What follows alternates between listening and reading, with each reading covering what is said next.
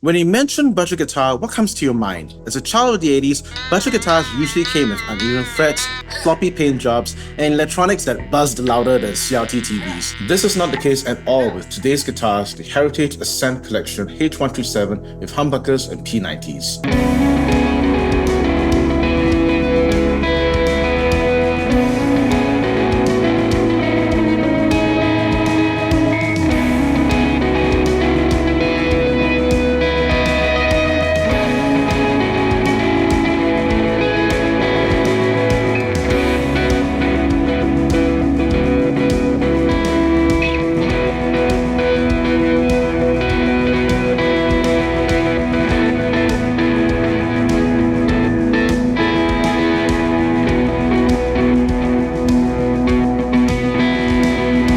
At $299, they've taken the spot as the best budget guitars I've ever tried. Full disclosure, today's gear comes sponsored by Swee Lee Music. They've kindly sent these to me for review, with the black one as a loaner and I get to keep the yellow one with P90s, having mentioned to them that I've never kept a P90 guitar in my collection for too long. As if they were trying to make a point, after playing with it, I can confidently say that this yellow H-137 is a keeper.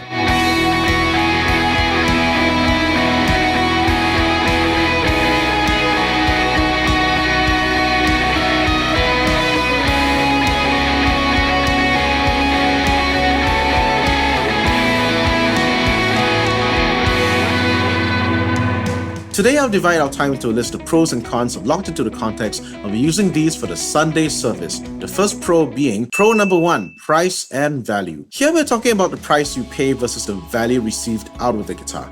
I've never said this about any other guitar, but this guitar is stupidly priced. Even the lowest Squires and Epiphones are above $300 and you're not getting the same value as with the Heritage Ascent collection. To the seasoned players amongst us, remember your first guitar that your parents let you buy to see if this was a phase? Remember how terrible the experience was? There's none of that here with these guitars. The build quality is amazing. The bolt-on neck is firmly attached with no structural issues. The fret job is great. These don't cut into your hands. The hardware is sturdy, the pickup selector doesn't feel like it's going to break anytime soon, and the guitar can hold its tune decently even with heavy playing.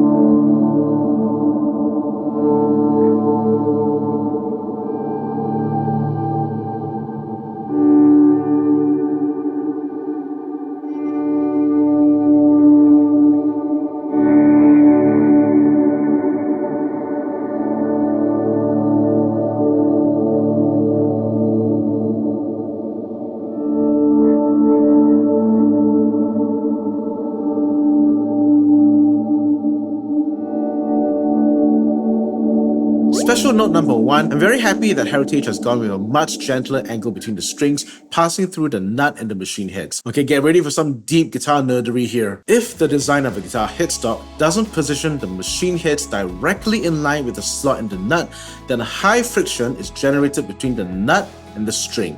That friction makes it difficult to tune a guitar accurately, and the tuning may change while you're playing. Special note number 2, this input jack feels really secure when plugging in. On my $900 Fender Baja Telecaster, I need to take care to insert or remove the cable slowly and unforcefully, otherwise the assembly loosens. I've had the input jack fall out of the guitar just before a show. I don't foresee this happening anytime soon with these guitars. Pro number 2, features for price point. You'd think a budget guitar will take on shapes like big, large, uncounted slabs that are easy to assemble or cut corners with cheap generic hardware. Not so on these guitars. There's a contoured body with a comfort cut that makes long practice sessions and gigs easy to manage. I wish my $2,000 Les Paul had this, but that's not being authentic. And the bridge is really special. It's a solid one-piece saddle that has the intonation prefabricated and is built but top wrapping. That's a big deal for a guitar of this price point. For the sake of the aspiring players, on a single cut style guitar, you'll usually have a stop tailpiece to secure the strings, which then get pulled over a bridge for the correct string tension